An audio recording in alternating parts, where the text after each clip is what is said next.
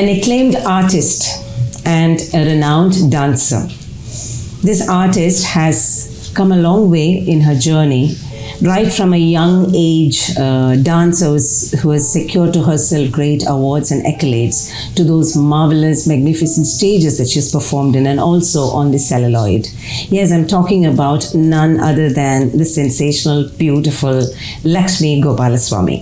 Ms. Lekshmi, welcome. Thank you very much for joining us on this episode. Thank you for saying sensational. I would like to be.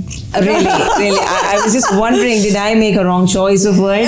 No, it's okay. That was very naturally coming to me. Then I thought, okay, let it be. You're part of the next guest, a podcast from the 973 show, which features people. And we take you through this journey where we let our audience hear a little bit about you, the balance that you keep as a dancer and an artist and an actress. Bahrain is a place that is home to a big portion of Malayali crowd. So let's begin on that note. You are very close to a Malayali heart. Like me, certain characters are still there. One of my favorites is Arenangalavida. What about your thoughts about your acting in Malayalam? Ellarkum ende namaskaram. To all my Malayali friends, there is a very special place for, more than special place for Malayalis and Malayalam films, Malayalam culture in my heart. Because njan kuda ingane predikshichitilla that I'll be accepted like, or itra oru encouragement, itra oru sneham, itra oru respect. I didn't ever think I will become so part of the Malayali community in my own way, Okay. So, it's very close to my heart to even talk about it, but I feel a lot of my growth, if I'm a seasoned dancer today, and seasoned dancer and namukku opportunities kore kittumbo, you naturally become seasoned. You keep performing on stage. That's a different stage experience, different ana. A large part of it definitely is because of Malayalis. Though I have been actively performing even before that, and I must have been encouraged even earlier, but ingane, to reach such a big audience, to travel so much, definitely I'm indebted and gratitude to Malayali audiences, culture loving, dance loving audiences. Yeah. And which was your first movie in Malayalam? Arenangalavida. And I think in that you're not a Mallu. That's why they took me. Non-Mallu, isn't it? That's where I think, and people have just accepted you. They thought somebody who could look like a North Indian. So that's how they saw an ad of mine, a poster, they kind of tracked and traced who I was, and that's how I did that film. What are you more, an actress or a dancer? I think I'm more a dancer, but I have the fire to want to be a very good actor. Okay. But I feel very natural and I'm a dancer. Dancer. Okay. So it's from dance that you came into acting, right? Yes. So you've secured awards like the MGR Young Dancer Award, isn't it? Yes. From there, as I said, world stages. How have you seen yourself growing? You said you would term yourself as a seasoned dancer. Seasoned, but experience-wise, stage performance-wise. It's a very tough question, Raji. But I feel as you grow more in and understand dance more, stay with dance, you understand how much more there is to do as an artist and how much better you can be, how much you have to really work to be really good. Okay. I feel that now, and in all humility, it's not, it's really true. You feel like, oh God, you have to learn to be a master over this beautiful language of Bharatanatyam. And really, I think as you grow, the more you're in it, you understand that getting into the moment of everything, immersing yourself completely. Adu epporum avanilla. Oru item le fully avanilla. Sometimes you're distracted. Many times. In between, then you get back and say you try to zone out. Sometimes the atmosphere is not conducive for you to focus.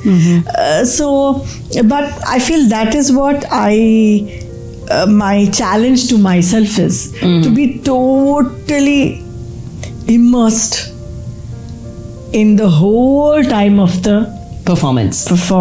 when you are dancing. Like in acting also, when you're acting, even there you're still sometimes you're aware, sometimes with that you're also able to be You involved. wander, your thoughts wander. Yes, so to have that mindfulness is what and also the dance is a very powerful medium, because number one, it's a beautiful language, a language of music, a language of body. It's all about beauty, but so many things you can bring awareness to.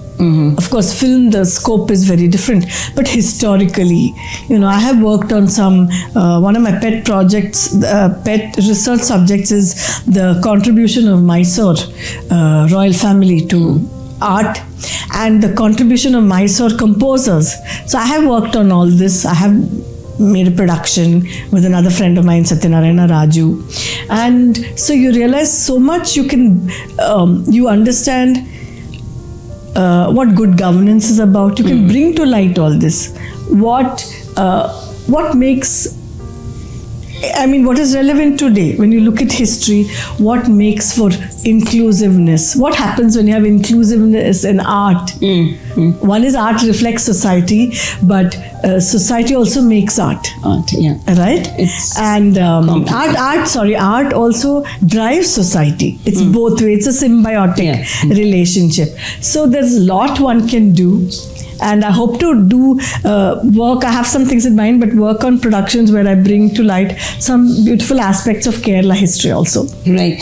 You just, it looks like as if you just stole the word from my mouth. I was about to ask about your research projects. Some of my readings into you said that you're doing a lot of research into Not dance. a lot. At least a couple of projects, right? If I'm not mistaken. I started my PhD program, but I also quit after 6 years. You quit? You cannot say quit. You said you're continuing. PhD can be pursuing. That's true. The actual formal working of PhD, I never enjoyed the formality of it all. But I was working on Utsava Prabandhams of Swati Tirunal, which is beautiful, so adaptable to dance. So I went and saw the Utsava. I covered it. I went for 10 days, stayed in Padmanabhaswamy temple. Temple means like around there from morning to night, watching the rituals.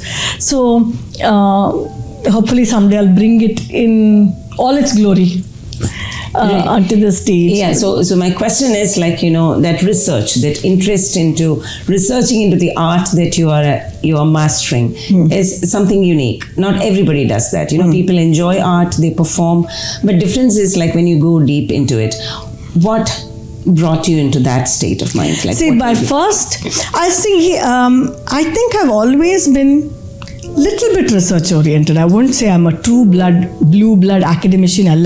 My mother also was a scholar in music. She was a doctorate. She was a musicologist and a musician. She's also your guru, right? Huh? She's also your guru. No, she was a musician. So I have a very strong music background at home. Okay. So I learned some music with Amma, but I learned with another guru later, because mother-daughter would never be no patience between the two. But even when I did compositions, you realize that you're trained to understand each word, when you compose, you're trained to understand padartha, vakyartha, and then the verse meaning, the whole sentence, Gudhartha, what is the inner layers. Yeah. So with this mindset, you do want to, whatever you take up, you try to go as deep as possible, So suppose it could be even a simple, say, a kriti on Shiva. It's not about Shiva held drum, Shiva did like this, everybody kicking around and showing that Nataraja pose. No. What is the feeling you want to bring? What is the quality of Shiva that you want to, that audience should be able to feel? So characterization. So for that you have to read up a lot to get the essence of whatever subject you are approaching. So that way I've been research oriented. But then history, characterization, and similarly history. So when I have also worked earlier on some Karnataka composers, all because of my amma, because of her incredible repertoire. And I'm not saying this because she's my mother. I know what a scholar she is, and people know what a scholar she is there. So with her, any program, my mother would keep sourcing out just like that, rare kritis, it would just be part of my vocabulary. But then later, reading up about them, or you are not satisfied with just literally translating. So you always think in layers. I've always thought in layers, and I think many dancers do also. So that's why I say you're a little bit research oriented. But when I did, this was definitely one turning point for me when I worked on the Wadiyar dynasty in Karnataka. They ruled Karnataka for about 600 years. But you understand, when you have culturally oriented kings and people who want to do good for people, for the country or the state, how they brought in Hindustani musicians to Karnataka, how they brought in Western classical music, because Bangalore is very unique. You'll find equal importance to Hindustani, to Carnatic music, to Western classical. Not many states have that. And when you go you dig deeper, you understand it's because of the affinity for the arts by the kings. And that's where you understand the patronage is so important, because the right value system is, I strongly believe art gives you a great value system also. Very well said, very well said. And when you, I wanted to ask you, when you perform, do you curate your own pieces? Like as in I've seen dancers doing a piece of their own, they take something, like a very common thing is the Radha Krishna imagery, which they put it into their own version. Do you do things like that? I've always curated. Okay. If you look at it like that, I've always curated. If I have a Margam Kachari, I put together what pieces I want to do, what I want to interpret. And many times, the beauty of, I like solo dancing, and I like, more than that, I also like live orchestra. I prefer over recorded. I'm not very comfortable recorded 5-minute dance or a 10-minute dance, pre-choreographed, that's okay. But if you want a nice kacheri experience where you have a lot of scope for manodharma, then I like live musicians. I wanted to ask you about manodharma and dancing, How does the blend work with the musicians? You have to have a little bit of a rapport with them, isn't it? And they should know the dance language. And they know, and sometimes when they know how you think, they kind of instinctively also will know that you might take off a little bit more. And many times, you connect to the scenario, and for example, to give you one example, I've seen maestro of manodharma. One is Paduka. Another artist I really enjoy is Swapna Sundari. Not many people see. It's beautiful. And I've seen Paduka once. When you say manodharma and when you say art is related to society, there was this Kaveri water conflict which always happens between Karnataka and Tamil Nadu. Water problem, water. And she's coming from Tamil Nadu, and she danced in Karnataka. She danced in Bangalore. Very sweetly, somewhere she was showing Chamundeshwari, which is the guardian goddess in Mysore. Okay. And sweetly she said, water flows. She said, just can you please give us also some water? Okay. It's a statement you're making. So this is manodharma in a way. Okay. And that's a very intelligent move, isn't it? And many times in my own way, I always connect to the occasion or the purpose. For example, yesterday I came here for the Vishwakala lady. I was about to ask you what brings you to Bahrain. That's brought me to Bahrain this time. And it is, this is mainly an organization of the Vishwakarma community. And as we had a press conference yesterday, and I said that I do have a lot of respect for this community, because they are a community traditionally. Now everybody's into IT and whatever, they have to survive, but traditionally Vishwakarmas are acharyas, people who work on stone, on copper, on panchaloha, on wood. gold. And it is such an underrecognized community, right? Where would, in India, if you look at all the wonderful sculptures and architecture and monuments and our jewelry, it's all Vishwakarma community only. It's been passed on to generations. And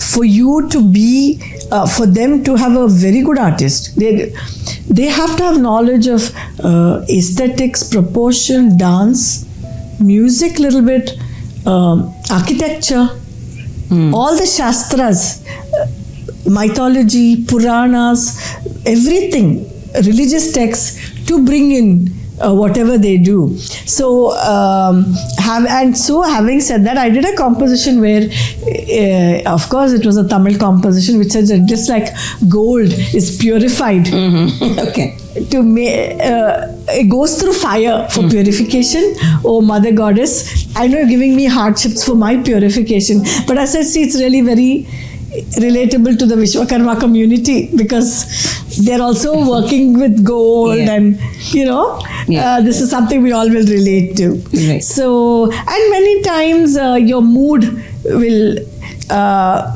help you imagine in different ways. It depends on your mood for the day when you're doing the piece, I'm saying. Right.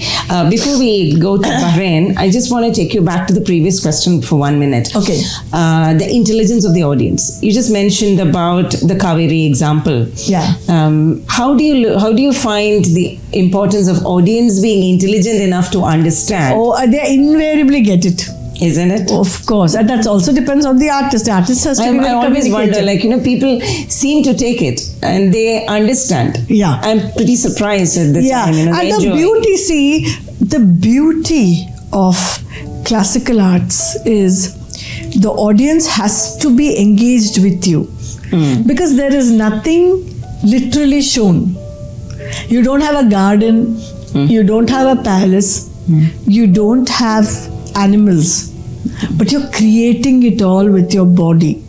So the audience has to use their imagination, like reading. The audience has to use their imagination to see what you are creating. So that is where it's very beautiful, because if you're a good artist and if the environment is right, it can be a beautiful dialogue, unsaid, it's an underlying dialogue between the audience and the artist. And definitely the audience influences the artist. If they are appreciative and getting it, then you're encouraged. You really feel the spirit of it. Yes. Right. Okay. Coming back to Bahrain, I know you've been coming here for many times. This is not definitely the first time. But what is your closest memory about Bahrain? My very first visit, when I came, I think that was probably 15 years ago. Okay. And what I noticed about Bahrain is I remember one particular road, I don't know where it is, a lot of these palm trees. Okay. An old road in some marketplace. All right. I don't know, but I noticed that Bahrain is a very laid back, very relaxed, peaceful, a place compared to the rest couple of the Gulf countries that I've seen. So it's always been a little different from, though it is also a Gulf country, the vibe is definitely very different. Right. And I see a lot of now, over the years, development. It has changed. 15 years. Like Dubai and all the same kind of buildings coming up. And of course, I must tell you also, I came here for the screening of a very favorite film of mine called Taniye. Yes. And it was produced by friends of Bahrain. It is such a beautiful concept because a group of friends together produced this very purposeful, meaningful, a very simple movie. So they came here for screenings. The legend actor. For me, it was an acting lab I attended for 10 days with him, with Nadumudi Venu sir. And in fact, I must tell you this. I've also done a trip with Nadumudi Venu sir, Kalpana Chechi, and all we did with Rajiv Nath sir. But I used to have a lot of conversations with sir in our drives, in the bus when you're going to the venue, coming back. Nadumudi Venu sir. He would always tell me, acting you can do, but you concentrate on dance. And he would always tell me about great Kathakali artists. You know, he would, for him, Hollywood, Bollywood heroes and heroines were Kathakali artists. Okay. So, you know, that's where you understand how tough it is to be a very good classical artist. Right. For anybody. Why Bharatanatyam? Have you learned any other? I've not learned any other style, and I really don't know how people can learn 2-3 styles. Okay. Seriously, because I know കേരളത്തിലെ ആരെ ചോദിച്ചാലും എന്താ പഠിക്കുന്നുണ്ട് ഭരതനാട്യം മോഹിനിയാട്ടം കുച്ചിപ്പുടി ഇങ്ങനെ പറയും. Like you can't reel off like this. എന്തറിയാമോ? Yeah, there are people who have mastered 2 styles and really pronouns to them. It's a tough job. I feel, you know, when you learn 3-4 styles together, what happens is your Bharatanatyam will look like little bit like Kuchipudi. Kuchipudi will look little bit like Bharatanatyam. Then Mohiniyattam will look like little bit Bharatanatyam Mohiniyattam. You know? Yeah. Okay. I think to understand the flavor of a style, you have to keep one principal style. Right. Is my experience also, because I did try learning Odissi for about 6 months only. Just one is it's a very tough style, but also I realized after being a Bharatanatyam dancer for so many years, just 6 months Madhiyanike, my feet were going like this. Okay. My Aramandi, they have that chauka. I said, oh God, and how are people doing these two? It's not easy. Okay. Coming back to movies again before we wind up this quick chat. Yeah.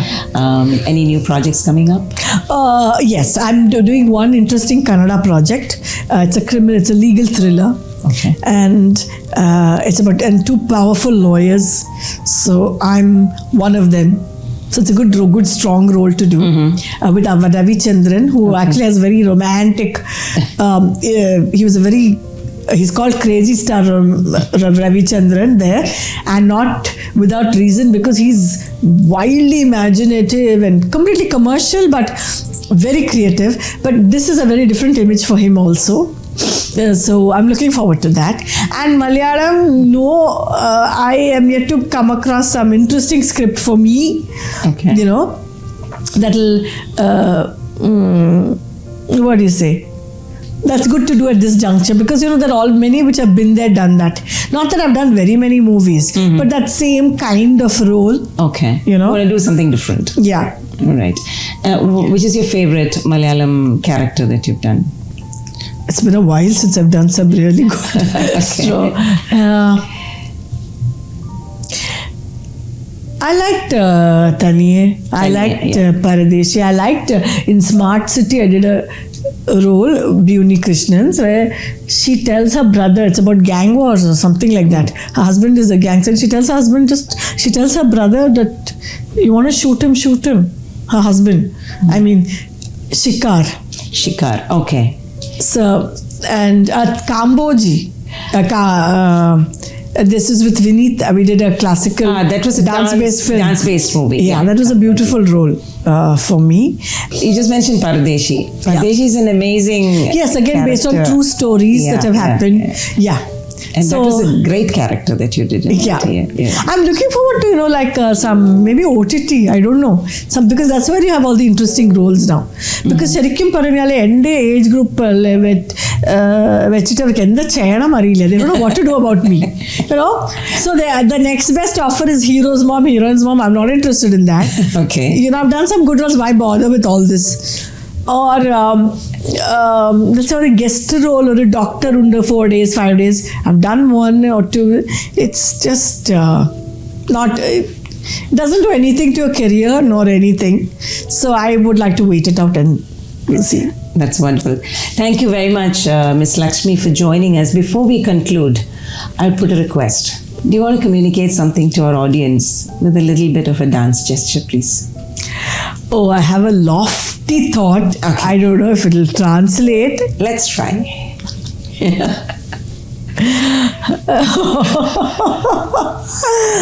Okay, I want to say I might fail horribly as a dancer now, but I'm ready to try.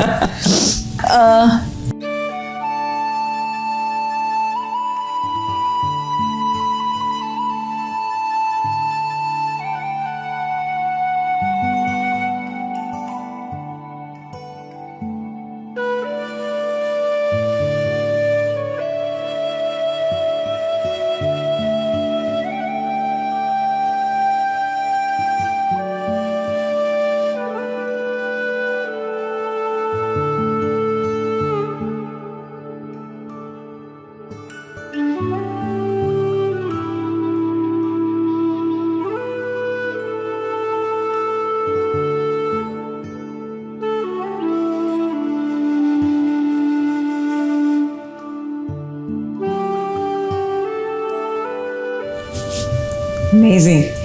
But then I think you were trying to tell to be yourself. No, I was trying to say we all have eyes.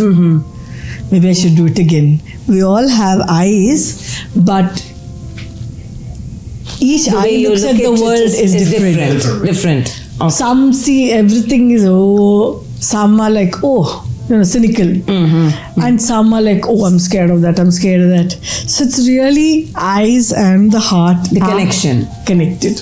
Okay. Yeah, I got the word connecting, but I thought like you were trying to connect with your audience, you know. Let me tell you, this is the other problem. I'll always have lofty ideals. Lofty ideas, very philosophical ideas also. And see, that's your personality. Like bit of that comes in your dance also. Even when I'm interpreting it, that's why each artist is so different. Yeah. I will always take one inner, each it's the other tendency.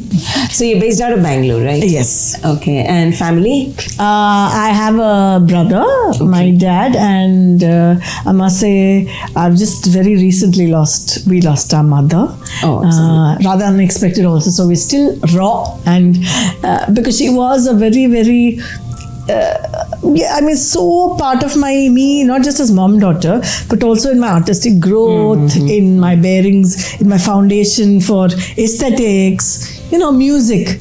That's the other thing I very strongly believe. If you cannot appreciate good music, and I would like to say if you cannot sing, but okay, forget that. But if you don't have a nuanced ear for music, your dance will only be to an extent. The musicality is what makes your dance. Complete. Yes, definitely. And my brother is into tiger conservation. He's a scientist. He's a wildcats expert. I must say he's a world level scientist. Okay. And so we varied interests, varied fields. Yeah. Anyway, thank you very much for joining us and taking the time. I really enjoyed every bit of this conversation. Thank you, Raji. Me too. Because you're asking me some actual questions where you can bring out your experience, and more than that, think while talking. Thank you so much. I must say, since we are in touch since yesterday, the one thing that I gathered is Lakshmi Gopalaswamy is a very simple, humble person with no aura of being an actor or a renowned dancer. This is the simple feel that I get even now when I sit with you. Thank you so much for this beautiful opportunity. Thank you. That's sweet. Though she said that people do not know what to do with her at this age and time, I'm sure Lekshmi has carved a niche for herself in her field. And all the very best. Thank you. All your future endeavors, and be the dancer or the actor, whatever you are, the best that you can be. Very inspiring. Yes, thank you. Thank you. Thank you so much. So that was the beautiful Lakshmi Gopalaswamy with us on the next guest. So wait for our next exciting, inspiring guest on the show.